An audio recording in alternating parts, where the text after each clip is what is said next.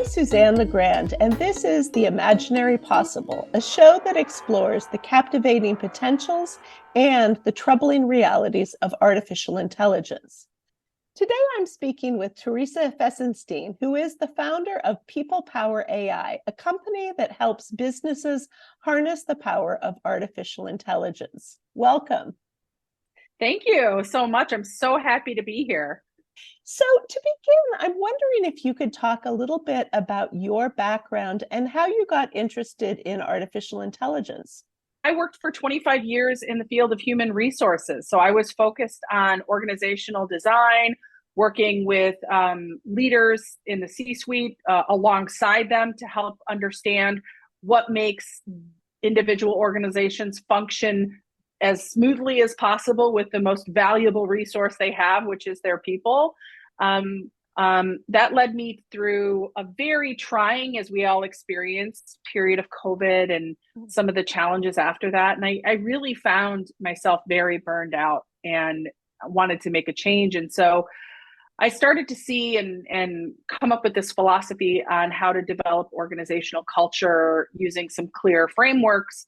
And while I was working on that idea, I came across ChatGPT, as the story goes. My very first thing I did in ChatGPT was to ask it to write a haiku about organizational culture, which it did.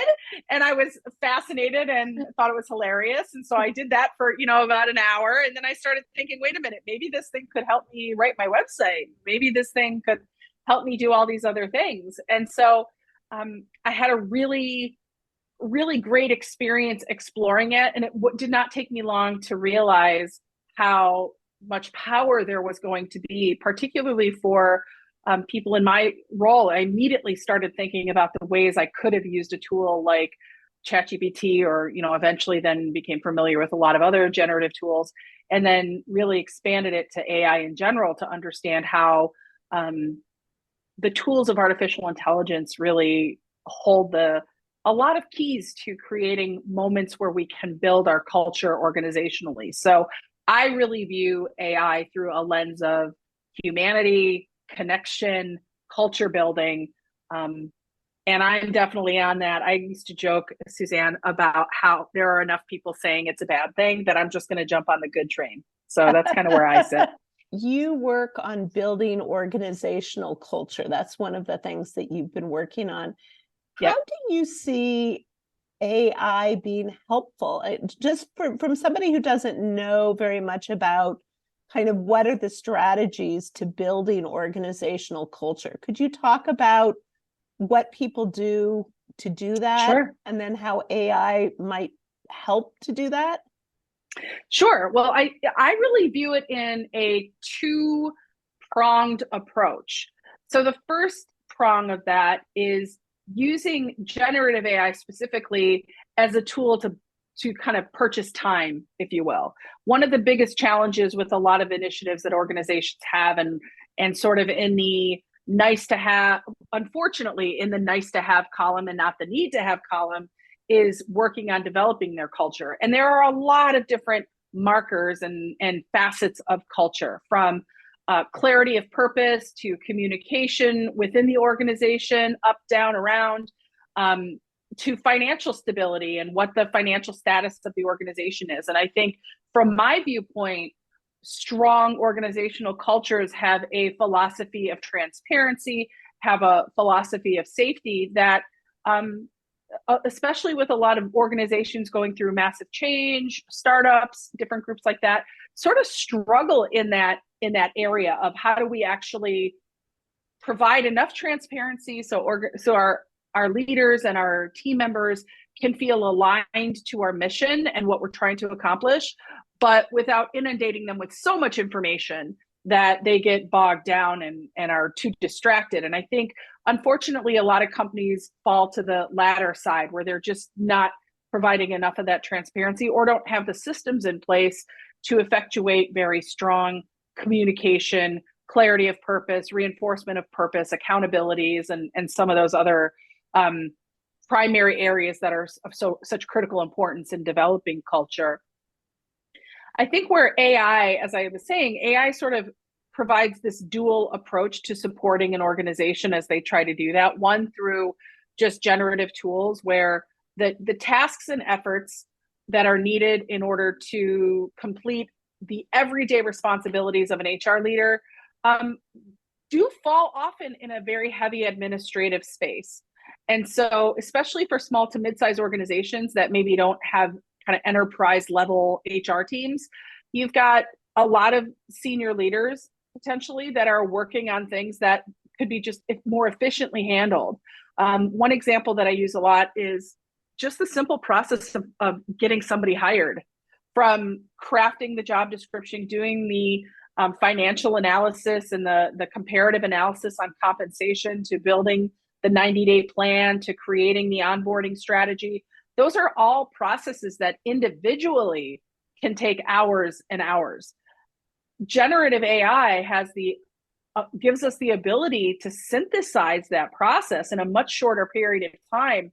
And so while we're working on developing, what a job description is in the old way of doing it, and now we bring that process into the using the tools that we have that are available to us today, saving 2-3 hours, days perhaps.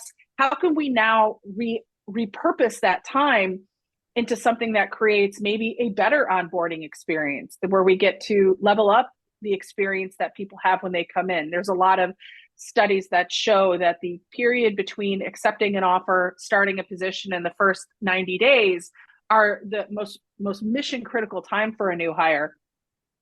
How can we use some of that time to our advantage by utilizing and bringing in generative AI tools to help us write those job descriptions? And I hate to admit this, because I did a lot of job descriptions in my day. They do it a lot better than we do, because they're taking insights in from such volume of data.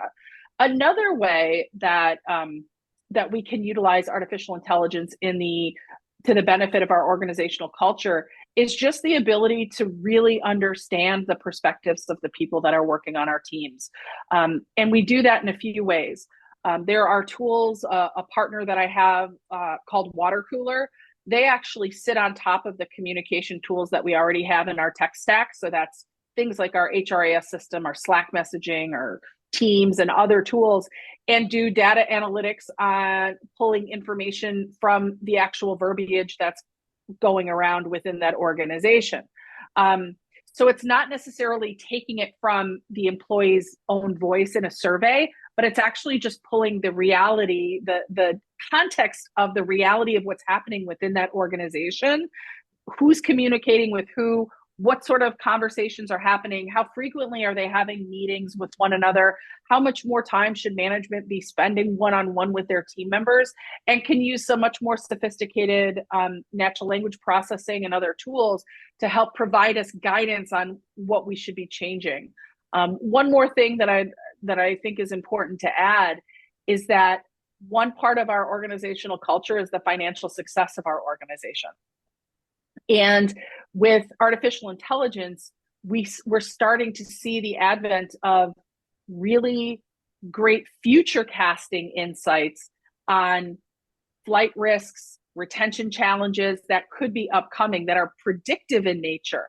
And so if, as an organization, you know that you have 3 high potential employees that you really want to retain, but you start to see some flags through the utilization of analyzing some of the communication and some of the behavior that you're seeing within your organization, and you can retain those 3 employees, that represents a very significant cost savings within a company on just being able to do predictive analytics as opposed to reflective or retroactive analytics. So it sounds to me like AI, some of the tools of AI can help gather data about, the kinds of jobs, that for example, job descriptions, or the kind of things about employees that would lead them to be thinking about getting another job, right? All of these things seem like they are geared towards a term that we hear a lot, which is efficiency, right? Creating more efficiency. But I'm wondering if there are other values that we should also have in mind when we're thinking about adopting AI. For example, connection.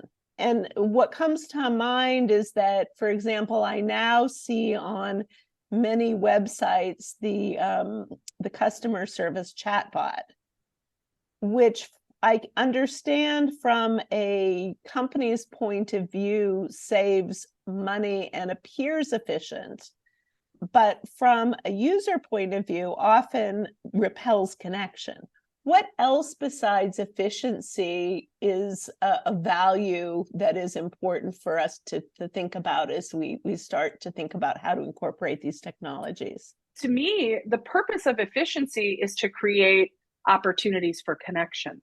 So it's not just creating a job description quickly for the sake of doing that, although it's a smart core behavior, but it's the question of what are you utilizing that time for now that you have purchased, if you will, a little bit of time back. But you have to obviously have a team that is oriented toward creating that connection in the first place.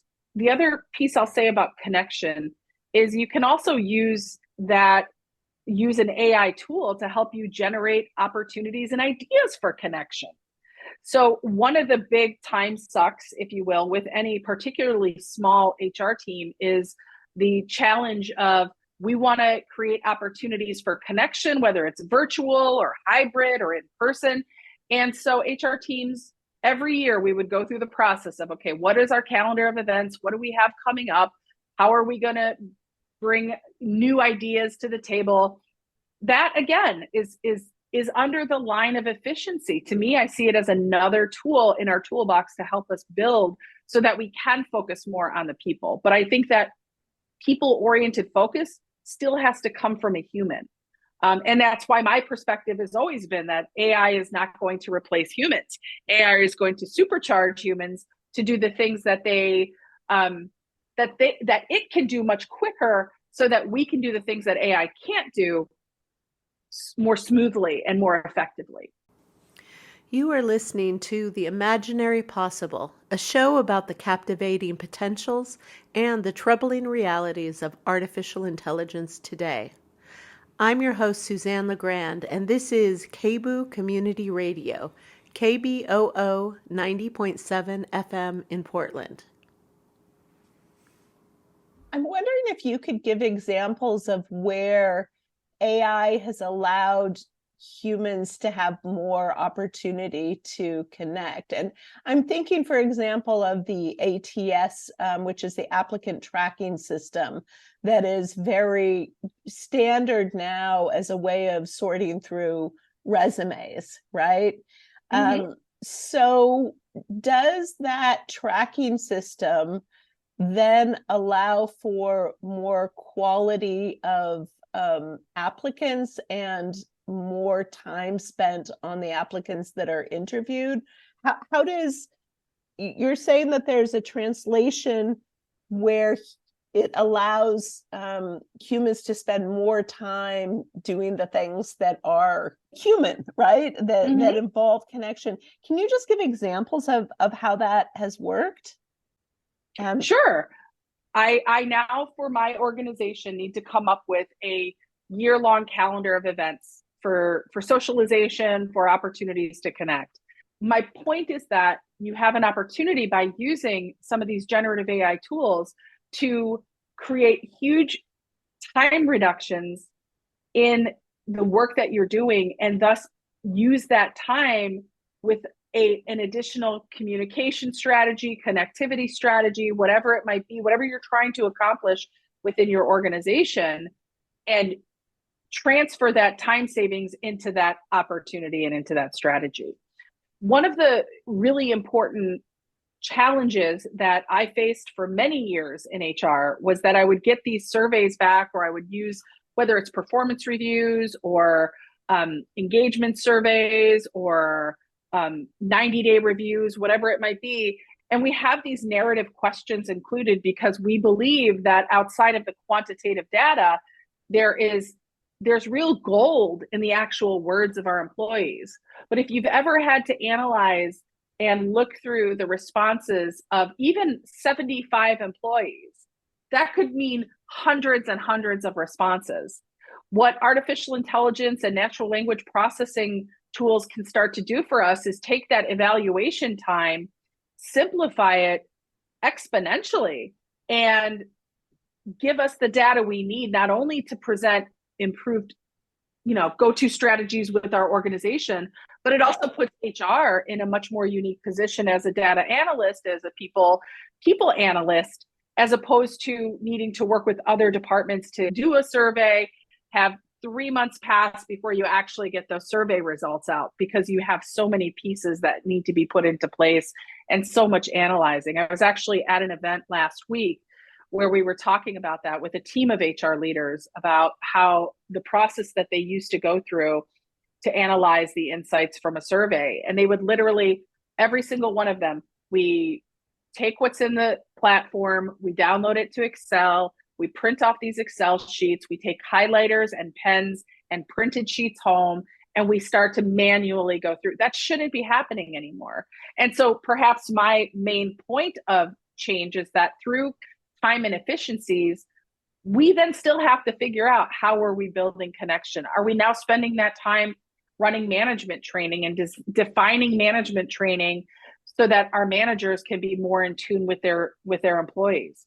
That is all about connection and culture. As an HR leader, I think that was one of the most challenging parts. Is my team spent so much time while I was in executive meetings. My team was spending so much time trying to look for themes across a performance review cycle, not for necessarily, certainly this could happen with AI, but not necessarily on an individual level even, but from an organizational level. So how could we figure out where the skill gaps across the organization were, and then figure out what we need to fill those gaps. So it might require us to, we might realize that we have a real problem with alignment of our values and the behaviors that our managers are exhibiting.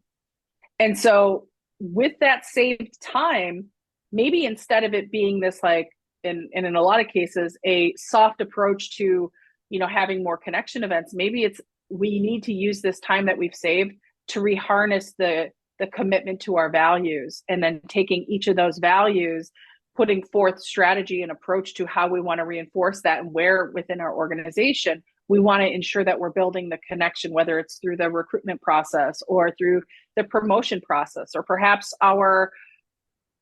the way that we've been bringing on clients is out of alignment with our values, but because we're so bogged down with other things that are taking time that they don't need to take anymore, we're losing those moments that matter, that will give us the opportunity to shift our focus. So I guess what I'm asking is if you could give examples of the latter, where you've saved time, you've created efficiency, you've got the intel. Let me ask you a question. If you had to imagine a reinvigoration of your organizational culture, what are some of the things that you would think you would do, or that you would experience? Less time on email and more time talking face to face. Anything else? The difficulty that I see is that people are so tied up in all of the technological demands that they have to do that there's very little time to even have a water cooler conversation, which, is part of developing a culture. I think that as our industries change and as our business changes and the expectations of what it looks like to work together changes, we're going to have to sort of realign.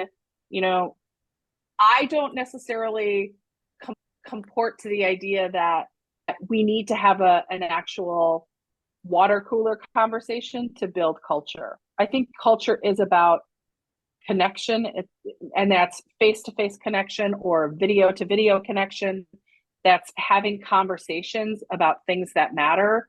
So working with your organization, working with your direct reports, managers understanding where open doors for their direct reports are, Mhm. meaning what do your employees want? What does their future progression look like? How are we adapting our business to understand that we are heading into the greatest um, the greatest period of diversity in terms of generational gap that we've ever experienced ever.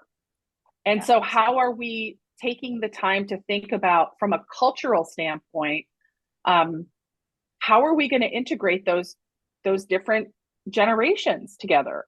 Are we creating reverse mentor programs? Are we aligning people with colleagues that are in different roles that can help guide them? They can help guide each other. Like, how are we respecting those differences and those changes? So if you're a head of HR and you are trying to figure out, and your challenge is, how are we actually integrating more opportunity to build our culture, which has to do with diversity initiatives. If I can take time away from something that my team is doing more administratively, or to create a DEI program and leverage a DEI program financially based on some of the efficiencies that we've seen, there's positivity there. But it might also be from a diversity standpoint that, based on the analytics that we have across our organization, we have some insight into who may be working against us from a value perspective relative to DEI. Sure. Conversations or comments that may be happening that diminish individuals from their sense of psychological safety.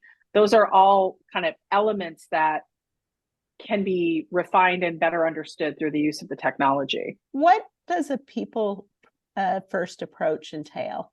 I think a people first approach is recognizing the unique identity and the unique experience that every individual within an organization has had, and how those individual experiences create the kind of organizational ethos that lives within an organization.